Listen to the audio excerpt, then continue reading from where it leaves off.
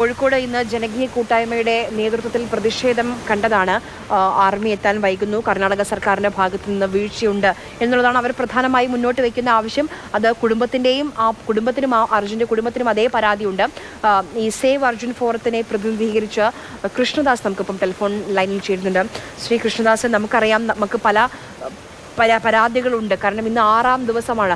ഇത്രയും ദിവസം ഇന്ന് ഈ കാണിക്കുന്ന ഒരു വേഗത ഇതിനു മുൻപ് കാണിച്ചിരുന്നെങ്കിൽ ഒരു പക്ഷേ ഇന്ന് അർജുൻ നമ്മുടെ കൂടെ ഉണ്ടായേനെ. ഈ രീതിയിൽ നമ്മളിങ്ങനെ ആശങ്കപ്പെട്ട് ഇരിക്കേണ്ടി വരില്ലായിരുന്നു ഒരു വിവരം, ഒരു ബോധ്യം നമുക്കുണ്ട്. അതാണ് ഇങ്ങനെ നമ്മുടെ ഏറ്റവും വലിയ സങ്കടവും വിഷമവും അതാണ്. തീർച്ചയായിട്ടും. കാരണം കേരളത്തിന് ഇത് ആദ്യ അനുഭവമാണെന്നാണ് എനിക്ക് തോന്നുന്നത്. കാരണം ദുരന്തങ്ങളെ ഏറെ നേരിട്ട ഒരു സംസ്ഥാനമാണ് കേരളം. പ്രത്യേകിച്ച് കണ്ണാടിക്കൽ എന്ന് പറയുന്ന അർജുന്റെ പ്രദേശം 18ലെയും 19ലെയും പ്രളയത്തില് കൈകാലിട്ടടിച്ച ആളുകളെ മാറോട് ചേർത്ത് കൂട്ടിക്കൊണ്ടുപോയത് കടലിന്റെ മക്കളാണ്. അന്ന് ആരെയും നോക്കി നിന്നില്ല, ആരെയും കാത്തു നിന്നില്ല, ആരും നിർദ്ദേശത്തിന് നോക്കി നിൽക്കാതെ അന്ന് ഈ അർജുൻ അടക്കം രക്ഷാപ്രവർത്തനത്തിൽ ഉണ്ടായിരുന്ന ഒരു വ്യക്തിയാണ്. അങ്ങനെ ആ കേരളത്തിന്റെ ഒരു ചോര ആ മണ്ണിൽ കിടന്നിട്ട് ഒരു തീരുമാനമെടുക്കാൻ 6 ദിവസമായിട്ട് കഴിയാത്ത അധികാരികളോടാണ് ഞങ്ങൾക്ക് ഏറെ വിഷമമുള്ളത്. കാരണം 1ാമത്തെ ദിവസം സാഹചര്യങ്ങൾ മനസ്സിലാക്കാൻ സമയമെടുക്കുമെന്ന് നമുക്കറിയാം.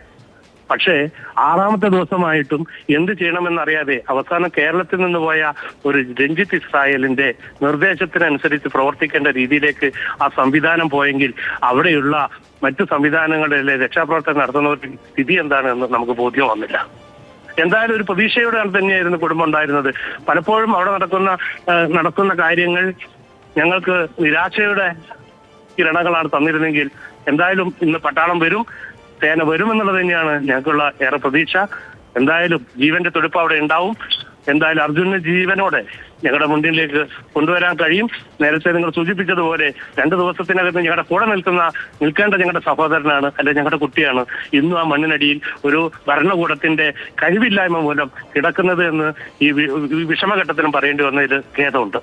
തീർച്ചയായും താങ്കളുടെ വാക്കുകളിലുണ്ട് ആ സങ്കടം. ഒരുപക്ഷെ കേരളത്തിന് മുഴുവൻ ആ ഒരു പരാതിയുണ്ട്. കാരണം പലതരത്തിലുള്ള പ്രതിസന്ധികൾ, പലതരത്തിലുള്ള ദുരന്തങ്ങൾ അഭിമുഖീകരിച്ചൊരു ജനതയാണ് കേരളത്തിലുള്ളത്.